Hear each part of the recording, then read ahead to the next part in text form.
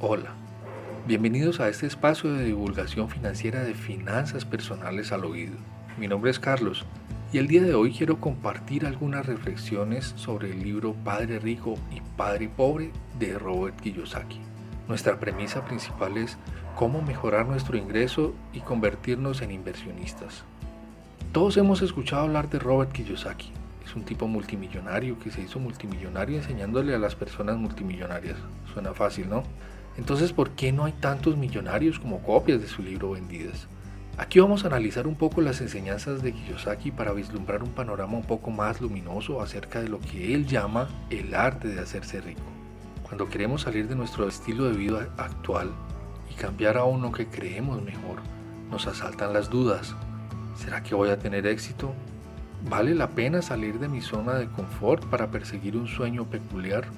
¿Qué pensará mi familia o mis compañeros de mí? ¿Pensarán que estoy loco? Primero, la duda es nuestro principal enemigo a vencer. Esta nos detiene y nos limita. Si no vencemos las dudas, nunca alcanzaremos nuestros objetivos por más estructurados que estos estén. Ahora, ¿qué nos enseña Kiyosaki?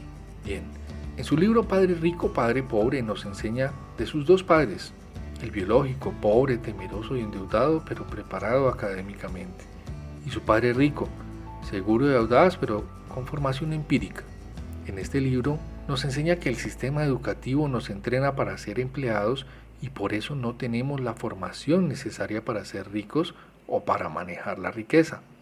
Esta mecánica se nos transmite de generación en generación, dado que nuestros padres y los de ellos fueron educados casi de la misma forma. Por lo tanto, este conocimiento de cómo ser empleados y vivir nuestra vida según ese molde nos bloquea desde muy temprano. Este es un sistema de creencias limitante y es lo primero que debemos cambiar en nuestro camino hacia el éxito financiero. Aquí comenzamos a hablar de educación financiera.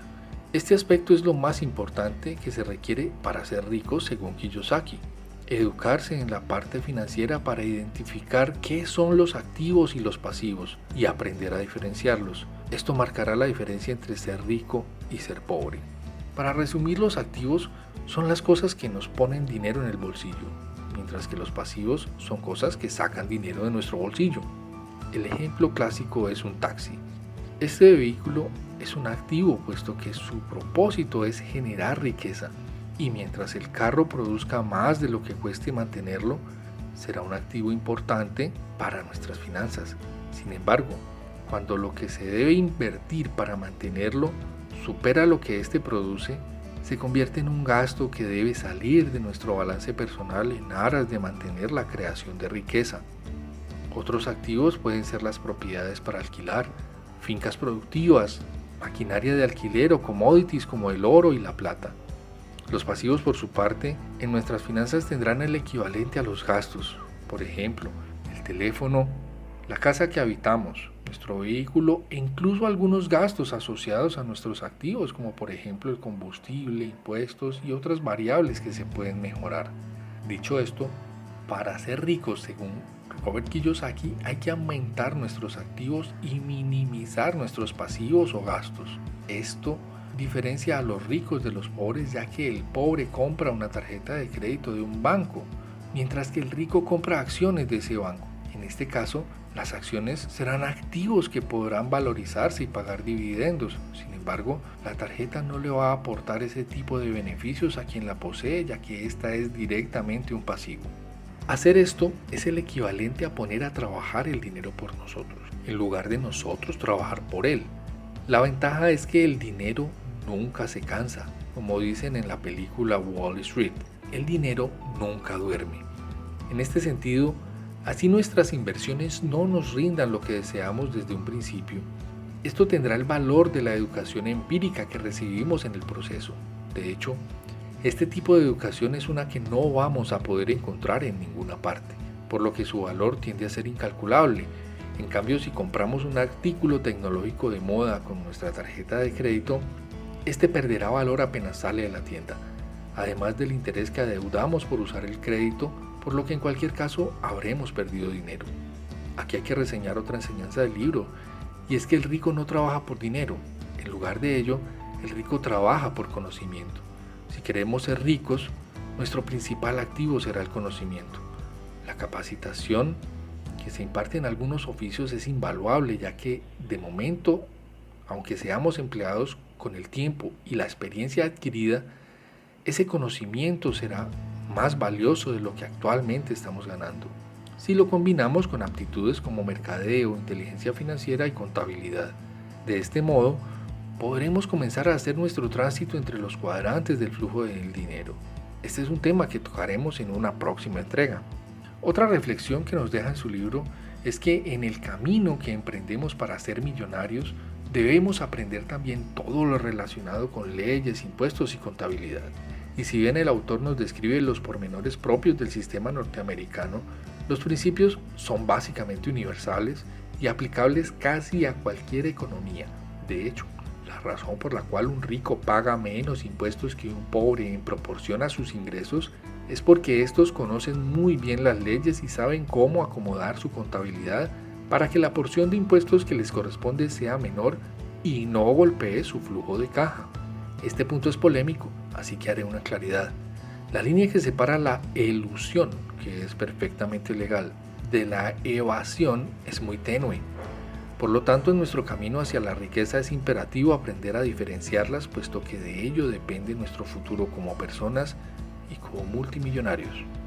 Siguiendo con las enseñanzas del libro, hay una particularmente retadora, y es que los ricos inventan dinero, es decir, creen constantemente en su poder de generación de riqueza, mientras que el pobre tiende a creer en la suerte.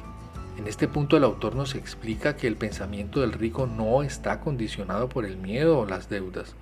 Por eso, él nos aclara que el rico no es necesariamente el más educado como su padre pobre, sino los audaces como su padre rico. Y sostiene que el progreso financiero depende de que creemos las oportunidades más allá de salir a buscarlas, o peor aún, de sentarnos a esperar a que éstas lleguen. Este concepto es la creación de lo que algunos llaman suerte. Para complementarlo, es necesario aclarar la percepción de que quien es exitoso es porque ha evitado el fracaso. Un concepto claramente equivocado. Cuando analizamos las ideas, compañías y personas más exitosas del mundo, veremos que han sentado las bases de su éxito en cientos de fracasos.